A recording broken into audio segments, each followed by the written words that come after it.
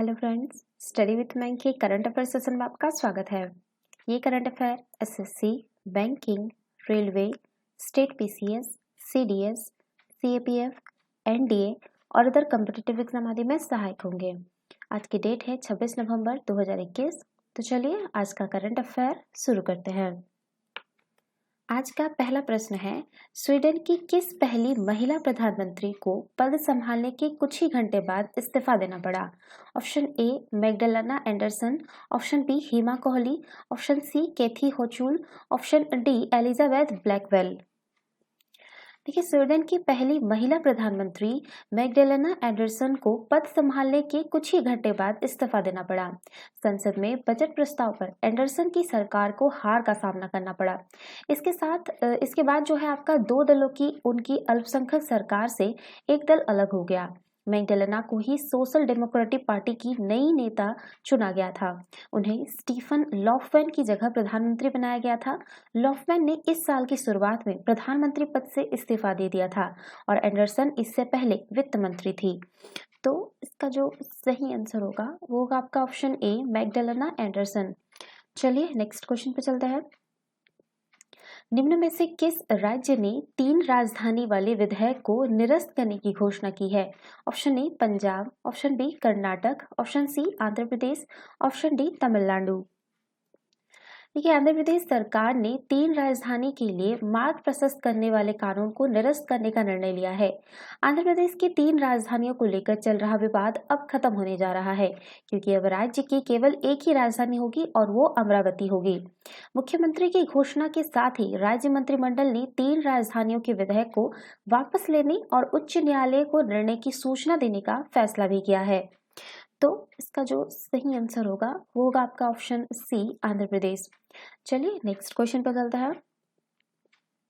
महिलाओं के खिलाफ हिंसा के उन्मूलन के लिए अंतर्राष्ट्रीय दिवस निम्न में से किस दिन मनाया जाता है? ऑप्शन ए 10 मार्च, ऑप्शन बी 12 अप्रैल, ऑप्शन सी 15 अगस्त, ऑप्शन डी 25 नवंबर। देखिए, हर साल महिलाओं के खिलाफ हिंसा के उन्मूलन के लिए अंतर्राष्ट्रीय दिवस 25 नवंबर को संयुक्त राष्ट्र द्वारा चिन्हित किया जाता है। यह दिन जागरूकता पैदा करने के लिए मनाया जाता है कि दुनिया भर में महिलाओं को घरेलू हिंसा और अन्य प्रकार की हिंसा का शिकार होना पड़ता है। राष्ट्रीय अपराध रिकॉर्ड ब्यूरो के मुताबिक भारत में महिलाओं के खिलाफ हिंसा, दहेज हत्या, घरेलू हिंसा आदि के रूप में प्रचलित है।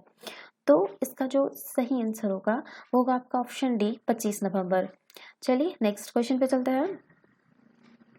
ब्रिटेन प्रशासन ने लोकतंत्र के शिखर सम्मेलन में ताइवान को आमंत्रित किया है।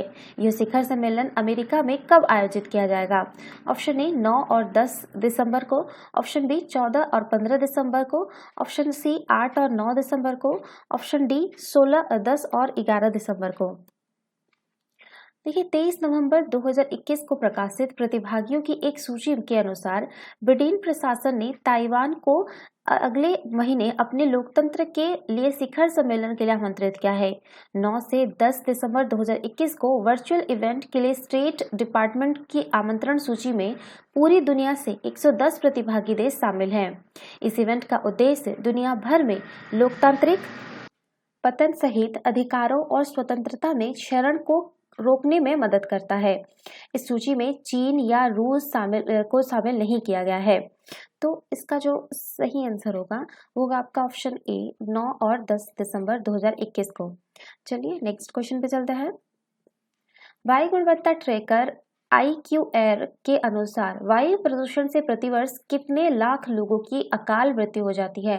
ऑप्शन ए लगभग 78 लाख, ऑप्शन बी लगभग 89 लाख, ऑप्शन बी लगभग 70 लाख, ऑप्शन डी है आपका ऑप्शन 52 लाख।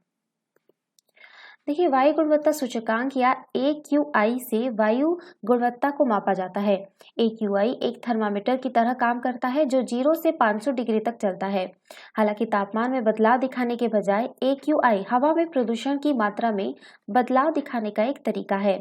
वायु गुणवत्ता ट्रैकर IQAir के अनुसार दुनिया भर में लोगों के लिए सबसे बड़े स्वास्थ्य खतरों में से एक वायु प्रदूषण है। वायु प्रदूषण प्रतिवर्ष लगभग 70 लाख अकाल मृत्यु का कारण बनता है। इन मौतों में जो है आपका 6 लाख बच्चे भी शामिल है।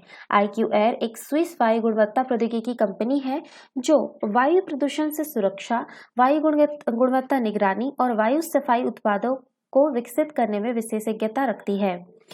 तो इसका जो सही आंसर होगा वो आपका ऑप्शन सी, लगभग 70 लाख। चलिए नेक्स्ट क्वेश्चन पे चलते हैं। हाल ही में भारत और किस देश ने 4 साल के बाद व्यापार नीति मंच यानी ट्रेड पॉलिसी फॉर्म का पुनर्जीवित करने के लिए सहमत हुए हैं? Option A Nepal, option B America, option B Pakistan, option D Bhutan. देखिए, हाल ही में भारत और अमेरिका 4 साल के बाद व्यापार नीति मंच यानी ट्रेड पॉलिसी फोरम का पुनर्जीवित करने के अलावा बाजार पहुंच और डिजिटल व्यापार जैसे मुद्दों पर मतभेदों को हल करने के तरीकों को खोजने के लिए सहमत हुए हैं। ये समझौता अमेरिकी व्यापार प्रतिनिधि कैथरीन ताई की 2 दिवसीय यात्रा की शुरुआत में किया गया था। दोनों देशों के वार्ताकारों ने एक व्यापार पैकेज पर हस्ताक्षर करने के लिए 1 वर्ष से अधिक समय तक संघर्ष किया क्योंकि भारत और अमेरिका में टैरिफ जैसे विभिन्न मुद्दों पर मतभेद थे। तो इसका जो सही आंसर होगा वो होगा आपका ऑप्शन बी अमेरिका। चलिए नेक्स्ट क्वेश्चन पे चलते हैं। किस देश ने 22 नवंबर 2021 को अमेरिका और यूनाइटेड किंगडम नामक एक नए रक्षा गठबंधनों के साथ एक पनडुब्बी समझौते पर हस्ताक्षर किए हैं? Option A Bharat, option B चीन, ऑप्शन सी रूस, ऑप्शन डी ऑस्ट्रेलिया। देखिए, ऑस्ट्रेलिया ने 22 नवंबर 2021 को अमेरिका और यूनाइटेड किंगडम नामक एक नए रक्षा गठबंधनों के साथ एक पनडुब्बी समझौते पर हस्ताक्षर किए हैं। यह सौदा ऑस्ट्रेलियाई नौसेना को परमाणु ऊर्जा से चलने वाली पनडुब्बियों से लैस करने का प्रयास करता है। इस सौदे पर ऑस्ट्रेलियाई रक्षा मंत्री पीटर टंडन ने अमेरिका और ब्रिटिश राजनयिकों के साथ हस्ताक्षर किए। यह सौदा 3 देशों के बीच संवेदनशील नौसेना परमाणु प्रणोदन सूचना के आदान प्रदान की अनुमति देता है। तो इसका जो सही आंसर होगा वो होगा आपका ऑप्शन डी ऑस्ट्रेलिया। चलिए नेक्स्ट क्वेश्चन पे चलते हैं। किस देश ने हाल ही में लॉन्ग मार्च 4B रॉकेट से अपना तीसरा गाओफेन 11-3 रिकॉनिनेंस उपग्रह लॉन्च किया है? ऑप्शन ए चीन, option B France, option C Japan, option D रूस। देखिए, चीन ने हाल ही में लॉन्ग मार्च 4B रॉकेट से अपना तीसरा गाओफेन 1103 रिकॉनिनेंस उपग्रह लॉन्च किया है। गाओफेन 1103 में ऑप्टिकल रिजोल्यूशन के साथ विशिष्ट उपग्रह शामिल हैं, जिन्हें शीर्ष अमेरिकी जासूसी उपग्रहों के समान माना जा सकता है। यह वर्ष 2021 में चीन का 44वां लॉन्च था। गाओफेन 1103 उच्च रिजोल्यूशन ऑप्टिकल इमेजिंग गाओफेन 11 उपग्रहों की श्रृंखला में तीसरा है। गाओफेन 11 श्रृंखला में पहला उपग्रह जो है वो आपका जुलाई 2016 में लॉन्च किया गया था और उसके बाद दूसरा उपग्रह जो है वो आपका सितंबर 2020 में लॉन्च किया गया है। गाओफेन 1103 उपग्रह सन क्रिनोसस ऑर्बिट के साथ में काम करेगा।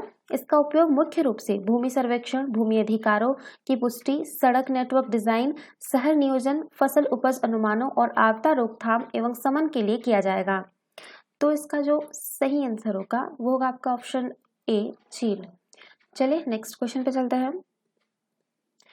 देश भर के वैज्ञानिकों को छात्रों के साथ जोड़ने वाले किस कार्यक्रम के तहत बच्चों के लिए भारत की पहली वर्चुअल विज्ञान प्रयोगशाला शुरू की गई है? ऑप्शन ए CSIR जिज्ञासा, ऑप्शन बी CSIR प्रज्ञा, ऑप्शन सी CSIR पहल, ऑप्शन डी CSIR कौशल। ये देश भर के वैज्ञानिकों को छात्रों के साथ जोड़ने वाले CSIR जिज्ञासा कार्यक्रम के तहत बच्चों के लिए भारत की पहली वर्चुअल विज्ञान प्रयोगशाला शुरू की गई है।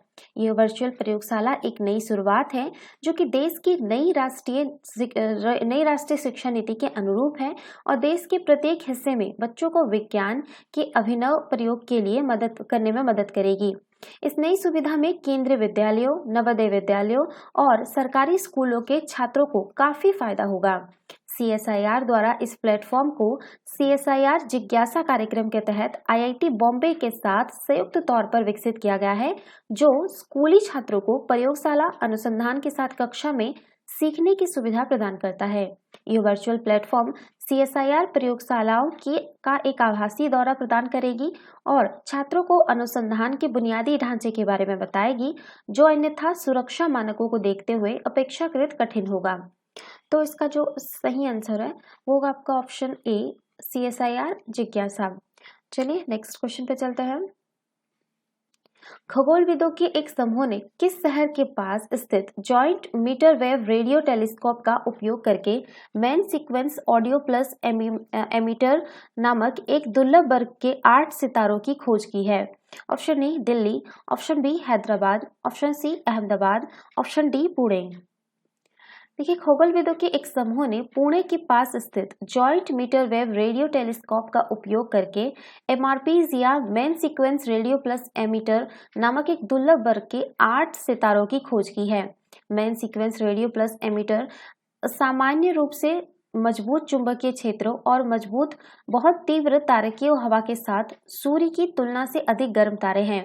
ये प्रकाश स्तंभ की तरह चमकीले रेडियो संबंधों का उत्सर्जन करते हैं।